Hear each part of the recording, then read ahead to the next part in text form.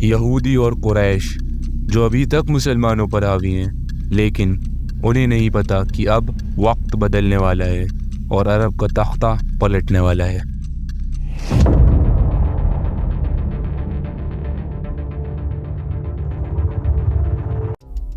قریش اور یہودیوں سے جنگ خندق میں نپٹنے کے بعد رسول اللہ صلی اللہ علیہ وسلم کو ایک خواب آیا جس میں آپ اور آپ کے صحابہ مکہ میں عمرہ کر رہے ہیں۔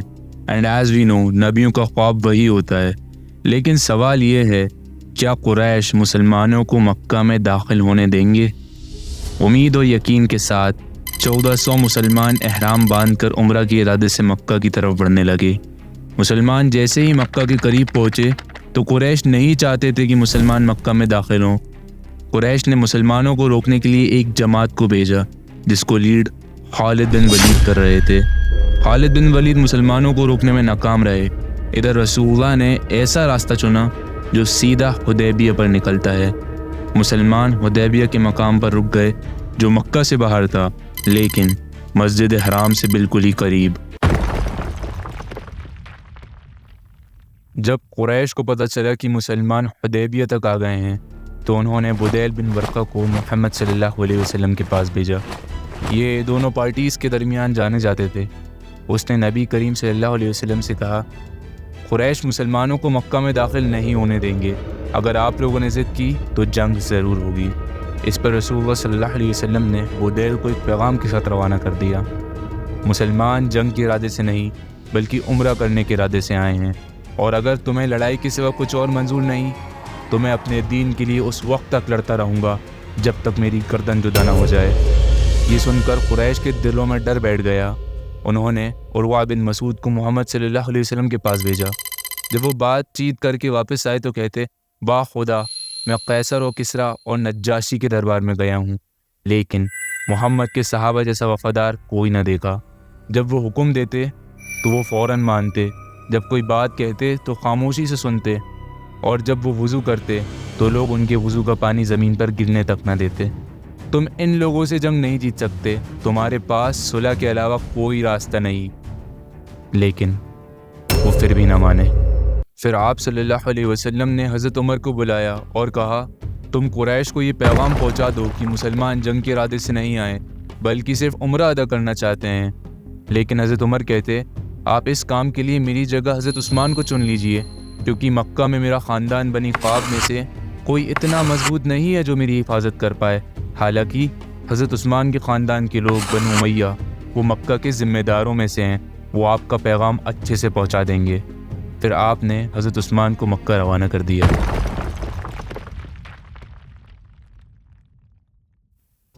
حضرت عثمان کو گئے ہوئے کافی وقت بیت گیا تھا اور مسلمانوں کے بیچ یہ خبر پھیل گئی تھی کہ حضرت عثمان کو شہید کر دیا گیا ہے۔ اس کے بعد سارے مسلمان ایک پیڑ کے نیچے اکٹھا ہو گئے اور رسول اللہ صلی اللہ علیہ وسلم کے ہاتھ پر عثمان رضی اللہ عنہ کے خون کے بدلے موت تک لڑنے کی بیعت کر لی۔ پر یہ سب صرف ایک افواہ تھی اور وہ صحیح سلامت واپس آ گئے، لیکن اس موو سے قریش کو ایک مضبوط پیغام پہنچ گیا۔ بہرحال قریش نے نازک حالات کو دیکھ کر مسلمانوں کے ساتھ ایک اگریمنٹ کرنے کا ارادہ کیا۔ اس اگریمنٹ میں قریش نے 4 شرطیں رکھیں۔ پہلی، مسلمان اس سال عمرہ نہیں کریں گے، اگلے سال عمرہ کریں گے۔ دوسری، مسلمان اور قریش کے بیچ اب 10 سال تک کوئی جنگ نہیں ہوگی۔ اینڈ تھرڈ، قریش کا کوئی آدمی اگر اسلام لا کر مدینہ آئے گا تو اس کو واپس کرنا پڑے گا، لیکن اگر کوئی شخص اسلام چھوڑ کر مکہ آئے گا تو اس کو واپس نہیں کرنا ہوگا۔ اور آخری شرط، عرب کے قبیلے اپنی مرضی سے مسلمان یا قریش کے ساتھ شامل ہو سکتے ہیں۔ جو قبیلہ جس سائیڈ کو چنے گا وہ اسی کا حصہ سمجھا جائے گا۔ یہ اگریمنٹ کسی صحابہ کو پسند نہیں آیا۔ صحابہ کہتے، قریش ہمارے ساتھ بدماشی کر رہے ہیں، حتیٰ کہ حضرت عمر کہتے، یا رسول اللہ، کیا ہم حق پر نہیں ہیں؟ لیکن رسول اللہ نے سب کی رائے سائیڈ میں کر کے اس پر مہر لگا دی۔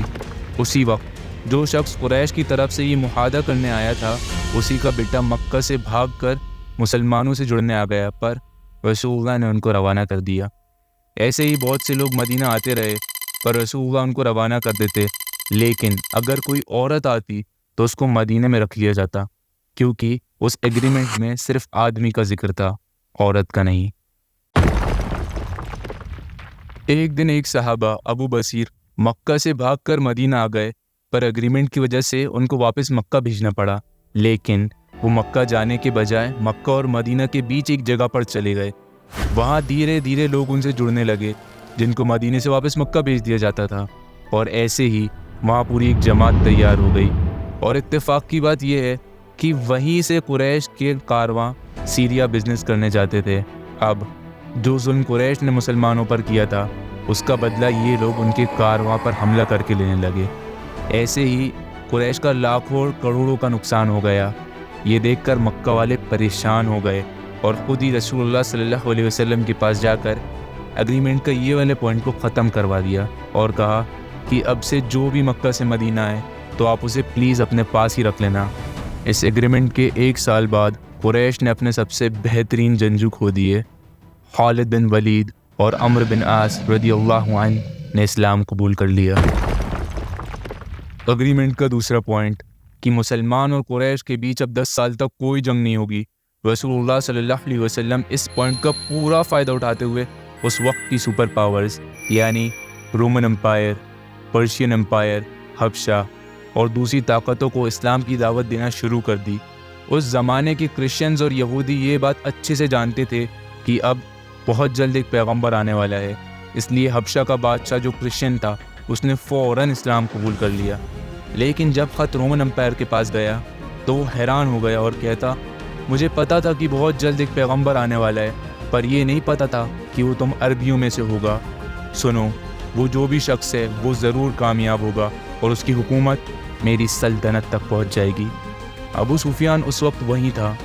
وہ اپنے ساتھیوں سے کہتا، اب تو روم کا بادشاہ بھی محمد سے ڈرنے لگا ہے۔ پھر خط پرشین امپائر کے بادشاہ خسرو کے پاس گیا۔ وہ کرسچن یا یہودی نہیں تھا بلکہ وہ آگ کو پوجتا تھا۔ اس نے رسول اللہ کے خط کو پھاڑ دیا اور 2 آدمیوں کو ان کو گرفتار کرنے کے لیے بھیجا۔ جب رسول اللہ کو اس بات کی اطلاع ہوئی تو وہ فرماتے، اللہ اس کے ملک کو بھی اسی طرح پھاڑ دے۔ اور صرف کچھ ہی دنوں کی بات تھی کہ خسرو کے بیٹے نے ہی اس کا قتل کر دیا اور اس کی گدی پر بیٹھ گیا۔